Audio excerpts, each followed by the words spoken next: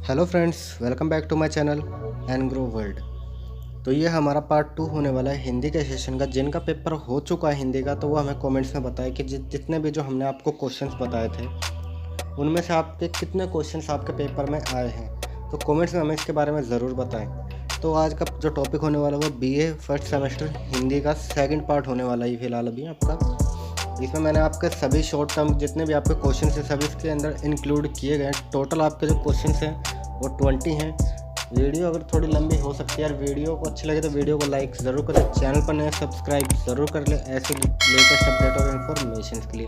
Paper related मैं video लेके आता रहता हूँ तो चैनल को ज़रूर सब्सक्राइब कर रहे हैं। तो बढ़ते हम सबसे पहले अपने पहले क्वेश्चन के ऊपर। सबसे पहला जो क्वेश्चन है आपका, कबीर की पत्नी का क्या नाम था। सबसे पहला क्वेश्चन आपका ये है, कबीर की पत्नी का क्या नाम था। तो कबीरदास की पत्नी का नाम जो था वो आपका लोई नाम था। कबीरदास की पत्नी का नाम लोई था। तो आपके सारे इंक्लूडेड मोस्ट इंपॉर्टेंट पेपर हैं जितने भी मैंने आपको सिलेक्शन जब भी बताया था तो सारे मोस्ट इंपॉर्टेंट क्वेश्चन हैं। और कबीरदास की पत्नी का नाम जो लोई था और उनके 2 बच्चे थे जिनमें एक बेटा था और एक बेटी थी। बेटे का नाम था कमल और बेटे का नाम था कमली। तो आपके जो आपके पेपर में पूछा जा सकता है कबीर की पत्नी का नाम या उनके बच्चों के नाम भी पूछे जा सकते हैं, तो मैंने आपको इसके बारे में बता दिया। कबीर के 2 बच्चे थे जिनमें एक का नाम था कमल और दूसरा का नाम था कमली। तो बढ़ते हैं अपने अगले क्वेश्चन के ऊपर, कबीर के गुरु का क्या नाम था। जो आपका सेकंड क्वेश्चन है वो आपका है, कबीर के गुरु का क्या नाम था। तो कबीर के गुरु का नाम था रामानंद। कबीर के गुरु का नाम था रामानंद। सेकंड क्वेश्चन ये आपका मोस्ट इंपॉर्टेंट क्वेश्चन है। कबीरदास के ऊपर आपका एक क्वेश्चन ज़रूर आएगा शॉर्ट टर्म में, तो आपको ज़रूर याद रखना कि कबीरदास के गुरु का नाम रामानंद था। तो अब हम बढ़ते हैं अपने तीसरे क्वेश्चन के ऊपर, तुलसीदास के प्रसिद्ध ग्रंथ का नाम बताइए।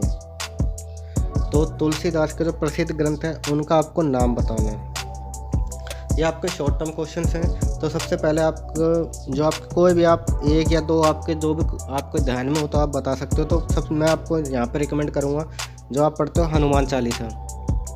सेकंड है आपका यहाँ पे श्री रामचरितमानस। तो आपके ये 2 हैं जो तुलसीदास द्वारा प्रसिद्ध ग्रंथ है जो लिखे गए थे। तो ये दोनों ही आपको एक क्वेश्चन आपका ज़रूर आएगा तुलसीदास में से भी, तो आपको ज़रूर याद करना। उनके पत्नी का नाम तुलसीदास जी, उनके गुरु का नाम और उनके ग्रंथ वगैरह रचनाओं के बारे में आपका एक क्वेश्चन ज़रूर आएगा, तो आपको ये ज़रूर याद करना है। अब हम बढ़ते हैं अपने चौथे क्वेश्चन के ऊपर। तो चौथा क्वेश्चन आपका, तुलसीदास की पत्नी का नाम क्या था। तो जिनको भी इसका उत्तर पता है तो वो कॉमेंट्स में ज़रूर बताएं।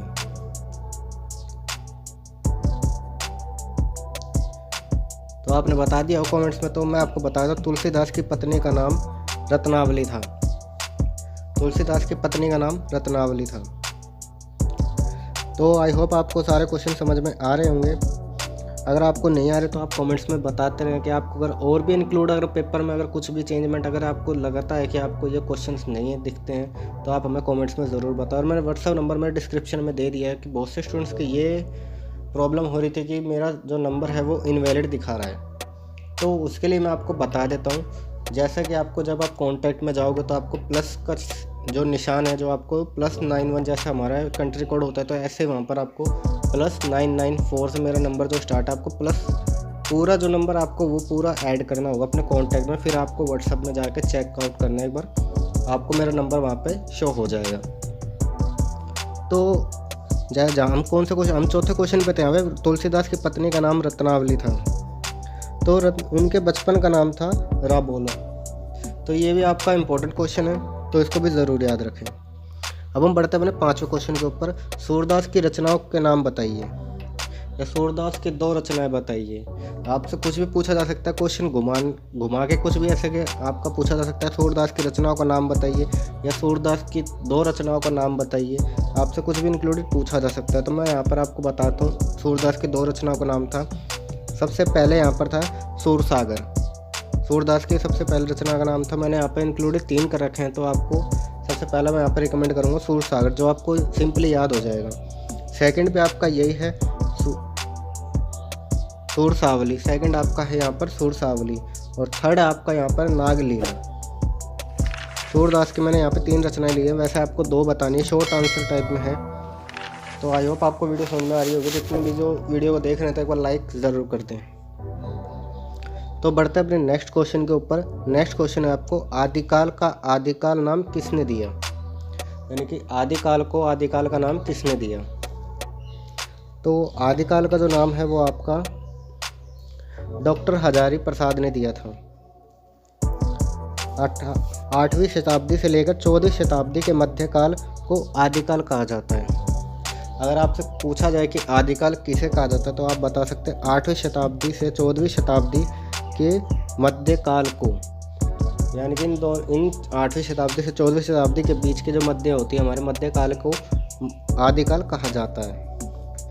और ये आपको किसने कहा था, डॉक्टर हजारी प्रसाद ने आपको ये आदिकाल को आदिकाल का नाम दिया था। तो आई होप आपको ये क्वेश्चन भी समझ में आ गया होगा। तो हम बढ़ते हैं अपने अगले क्वेश्चन के ऊपर। आदिकाल को वीर गाथा काल किसने कहा। 7वां क्वेश्चन है, ये भी आपका मोस्ट इंपॉर्टेंट है। आदिकाल में से भी आपके एक क्वेश्चन ज़रूर आएगा शॉर्ट टर्म में, तो आपको ज़रूर याद करना है ये भी। तो आदिकाल को जो वीर गाथा काल किसने कहा था, आदिकाल को जो वीर गाथा काल आपका आचार्य रामचंद्र शुक्ल ने कहा था, आचार्य रामचंद्र शुक्ल ने। तो आई होप आपको वीडियो समझ में आ रही होगी टॉपिक। अगर आपको गलत लगता है, अगर मैंने कुछ भी आंसर आपके गलत बताए हो तो आप मुझे कमेंट्स में ज़रूर बता दें, जिससे कि मैं अपनी जो भी है चेकआउट कर सकूँ। तो बढ़ते हैं अपने नेक्स्ट क्वेश्चन के ऊपर। यहाँ पे कृष्ण गीतावली किसकी रचना थी। तो कृष्ण गीतावली जो रचना थी वो आपके तुलसीदास की थी। ये भी आपका मोस्ट इंपॉर्टेंट क्वेश्चन है, इसे को भी आप ज़रूर याद करना। तो क्वेश्चन नंबर 9 के ऊपर बढ़ते हैं। क्वेश्चन नंबर 9 आपका साहित्य लहरी किसकी रचना थी। साहित्य लहरी आपकी सूरदास की रचना थी। और वहीं पर मैं आपका एक क्वेश्चन और ही रिकमेंड करूंगा। यहाँ पर आपके पृथ्वीराज के रसों के रचयिता कौन थे। पृथ्वीराज रसों के रचयिता कौन थे। तो इसका जवाब आप जल्दी से मुझे कमेंट्स में बताएं एक बार। तो आपने कमेंट्स में बता दिया होगा इसके रचयिता कौन थे पृथ्वीराज रसों के। तो मैं इसका बता देता हूँ आपको उत्तर, चंद्रबरदाई।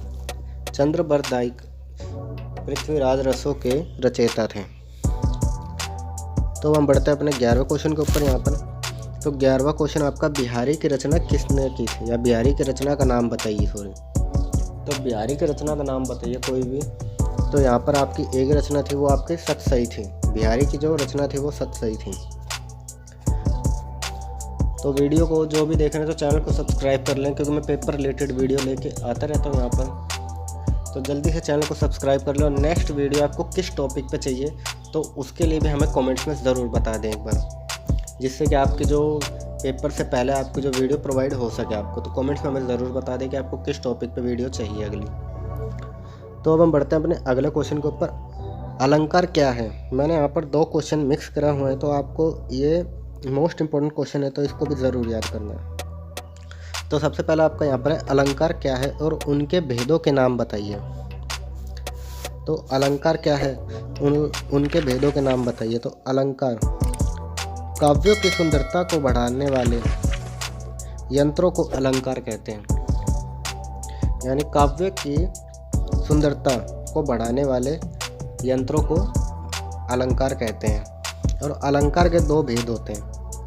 सबसे पहला है आपका शब्दालंकार और सेकंड आपका अर्थालंकार। तो आपके 2 भेद हैं यहाँ पर।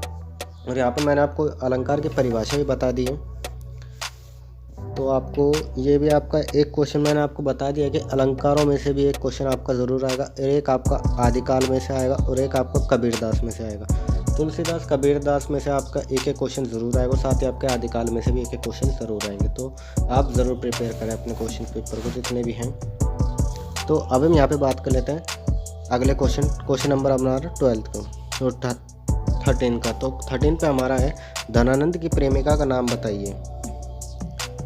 तो धनानंद की प्रेमिका का नाम सुजान था। सुजान नामक एक स्त्री धनम। तो आपके धनानंद की प्रेमिका का नाम सुजान था। तो अब हम बढ़ते हैं अपने 14वें क्वेश्चन के ऊपर। Question number 14।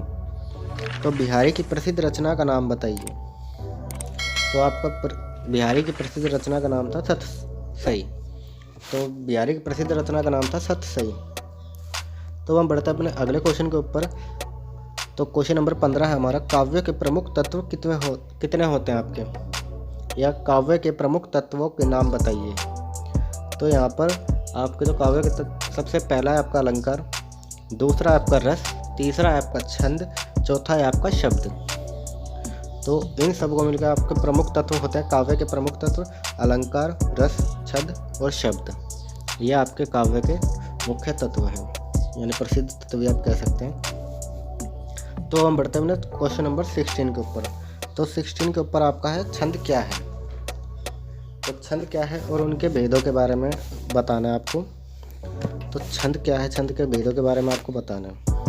छंद शब्द चंद धातु से बना है। छंद शब्द चंद धातु से बना है, जिसका अर्थ होता है खुशी। अक्षरों की संख्या, मात्रा, गणना, यति, गति से संबंधित किसी विषय पर रचना को छंद कहते हैं। छंद के भेदों के नाम, सबसे पहला आपका वर्णिक, दूसरा आपका मात्रिक, तीसरा है आपका रबड़ भी कह सकते हो या आप मुक्तक भी कह सकते हो। तो आपका क्वेश्चन नंबर 16 भी आपका कंप्लीट हो चुका है। तो हम बढ़ते हैं अपने क्वेश्चन नंबर 17 के ऊपर। रस खान के आराध्य देव कौन थे। यह रस खान के आराध्य देव कौन है। तो आपको ये भी आपका क्वेश्चन हो सकता है, आपका जो इम्पोर्टेंट या आ सकता है आपके पेपर में, तो इसको भी ज़रूर याद करें। तो रस खान के जो आराध्य थे वो श्री कृष्ण थे। तो हम बढ़ते हैं अपने नेक्स्ट क्वेश्चन के ऊपर, क्वेश्चन नंबर 18। तो संचारी भावों की कितनी संख्या होती है, या संचारी भाव की कितनी संख्या है। तो यहाँ पर आपके जो क्वेश्चन हैं आपके यही हो सकते हैं, लेकिन आपको थोड़ा घुमा के आपको क्वेश्चन दे सकते हैं पेपर में। तो आपको कुछ भी घबराना नहीं है, आप अपने आराम से अपने पेपर को एक बार रीड ज़रूर करें और फिर उसका उत्तर आप दे दें। तो हम अपने 18वें क्वेश्चन पे थे। तो संचारी भावों की कितनी संख्या है। संचारी भावों की 33 संख्या है। आई होप वीडियो आपको समझ में आ रही होगी। अगर कुछ भी डाउट होते हैं तो वो हमें कमेंट्स में ज़रूर बता दें, और आपको नेक्स्ट वीडियो किस टॉपिक पे चाहिए तो वो भी हमें ज़रूर बता दें। अब हम बढ़ते हैं अपने क्वेश्चन नंबर 19 के ऊपर। क्वेश्चन नंबर 19 के ऊपर, चौपाई किस प्रकार का छंद है। तो चौपाई जो आपका छंद है, चौपाई मात्रिक सम छंद का एक भेद है। चौपाई मात्रिक सम छंद का एक भेद है। तो आपका 19वां क्वेश्चन भी यहाँ पर हो चुका है। तो जिन्होंने अभी तक हमारे चैनल सब्सक्राइब नहीं किया है तो चैनल को जल्दी से जाकर सब्सक्राइब कर दें और साथ में बेल आइकन को प्रेस कर दें, जिससे कि सभी वीडियो आपको टाइम टू टाइम मिलती रहे। तो आपका जो नेक्स्ट क्वेश्चन है वो आपका है विभाव। विभाव कितने प्रकार के होते हैं। तो विभाव आपके 3 प्रकार के होते हैं। सबसे पहला आपका होता है कायिक, सेकंड पे होता है आपका वाचिक, थर्ड पे होता है आपका मानसिक। तो आपको आई होप आपके जो प्रकार मैंने यहाँ पे बता दिए कि विभाव कितने प्रकार के होते हैं। 3 प्रकार के होते हैं, कायिक, वाचिक और मानसिक। विभाव के भेद कितने होते हैं। विभाव के 2 भेद होते हैं। तो आई होप आपका वीडियो पूरी समझ में आ गई होगी। अगर कुछ भी आपके डाउट हो तो आप मुझे कमेंट्स में ज़रूर बताएं, और ऐसे लेटेस्ट अपडेट के लिए हमारे चैनल सब्सक्राइब कर लें। और आपको नेक्स्ट वीडियो किस टॉपिक पे चाहिए वो हमें कमेंट्स में ज़रूर बताएं, जिससे कि मैं आपके पेपर से पहले आपकी वीडियो आपके प्रोवाइड करवा सकूं। जब तक के लिए मिलते हैं नेक्स्ट वीडियो में।